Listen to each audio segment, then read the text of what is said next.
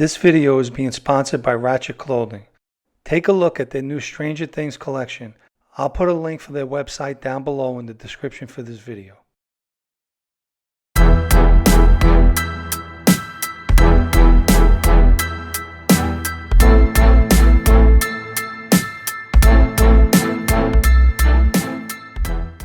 So today I'm going to be speaking about Anthony Guzzo.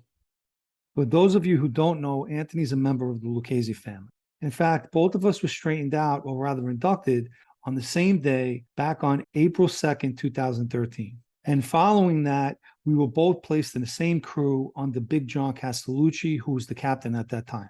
Anthony and I also did time together at Fishkill Correction Facility. Actually, the story I'll be speaking about was told to me by Anthony while we were at Fishkill. Prison is a very monotonous environment. And while you're doing time, your activities are very limited. You could program, go out to the yard, exercise, watch TV, talk, play cards. Speaking of cards, I have a funny side note. In Fishkill, we lived on a unit called 16-2. It was sort of like an honor unit. It was mostly one-man cells, but they did have a dorm area for guys that were waiting to get into those cells. There was even a time where Fishkill became so overcrowded where they put beds even in the hallways. Anthony had lived in the dorm, and he would come over to my cell to either talk or play cards. We used to play knock gin. In the beginning, it was a friendly game of cards, but that soon changed. The both of us became extremely competitive. If I had a hand and I was ready to go out, I would ask Anthony, what do they call this game again? And I would tell him gin, and I would throw my cards down. That would get him crazy. He would get so mad, he would take the cards and throw them out my window. Every time we went to the commissary, we had to buy a few decks of cards.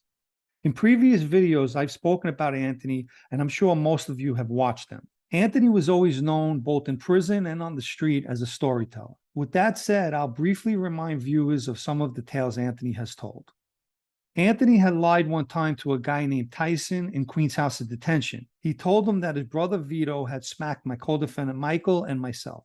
We wind up meeting with Vito, who had no idea why his brother would say such a thing. Never happened. When Anthony first arrived to Fishkill with a black eye, he said that he was jumped in another prison by two guys. I later found out that he actually had a one-on-one fight with a guy named Jimmy, so the two-on-one fight never happened. While in Sing Sing, Anthony told fellow inmates that he received a contract for $250,000 to kill Jack Falcone. Falcone was actually Jacqueline Garcia, the FBI agent who infiltrated the Gambino family. Never happened. While we were planning an assault on who we later found out was Stevie Korea's son-in-law, Edward Davidson, Anthony, who was fed up with the pressure we were under, told Big John that he stabbed the guy with a screwdriver.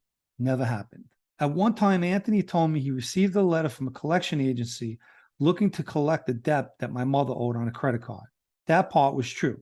But he told me that his wife and him had to hire a lawyer and that he paid the lawyer $1,500 to handle the matter. Turns out that never happened.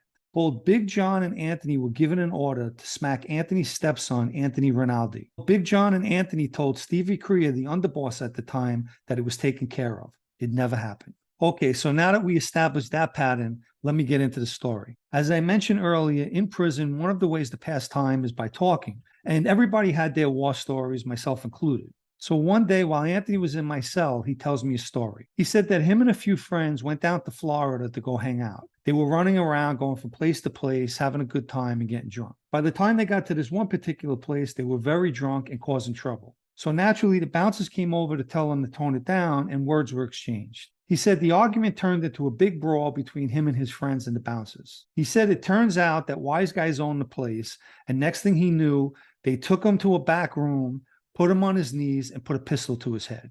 He said he told them that before they do anything, they should call a number and ask for his father, Vito. He said one guy came over and took the number down and walked out.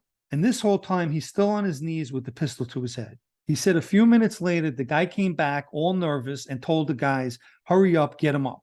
He said the guy came over to him and said, kid, you should have told us who your father was. And you're lucky you told us to call because we were going to put one in your head. He said they helped dust him off and then they took him back outside and bought him a drink. He said after his father got the call, he was jumping on a plane with a few guys and headed to Florida. Okay, I don't know about anybody else, but to me, it sounded like a scene that came out of a movie. Is it possible that this happened? Anything's possible. But let's think about it. In Florida, there's always young guys acting stupid in clubs. It happens all the time. Usually the outcome is they get tossed out, or worst case scenario, they get a good ass kicking and then get tossed out. Personally, I've never heard of no one who acted up in a club get put on their knees with a pistol to the head. But let's go with Anthony's version of events. The trouble takes place, fighting with the bouncers, and then in comes the owners who happen to be wise guys. They take only Anthony into a back room, put him on his knees, and put a pistol to his head. Let me just say that if a crew of guys are going to that extreme, do you really think that they're going to take a suggestion that they should make a telephone call first and then stop and go make that call? Anthony's father happened to be a member of the Colombo family during this time. Do you know when these guys in a nightclub would have found that out? After Anthony was no longer among the living. Given Anthony's past history, back when I heard the story, and even now, my take remains the same, never happened. Aside from Anthony being the Lion King, as I fittingly named this video, he happened to be a very funny guy to be around. I remember the day we got straightened out. Afterwards, we went to Anthony's wife's restaurant, the Pearl Room in Bay Ridge, Brooklyn.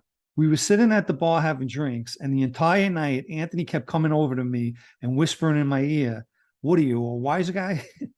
I don't want it to sound like I'm picking on him. We did have our fun time. I was out walking earlier, and I was thinking about how quickly we forget about being in prison. Our best day in there is by no comparison to our worst day out here.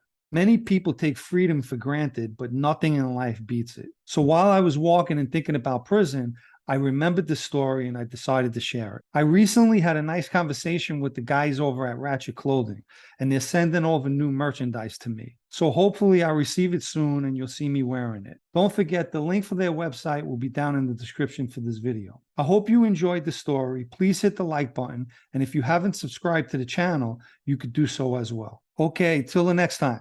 You can subscribe to the Sit Down News blog at sitdownnews.com, and I appreciate everyone who has subscribed. Thank you. Well, just another example in the mob you never knew about.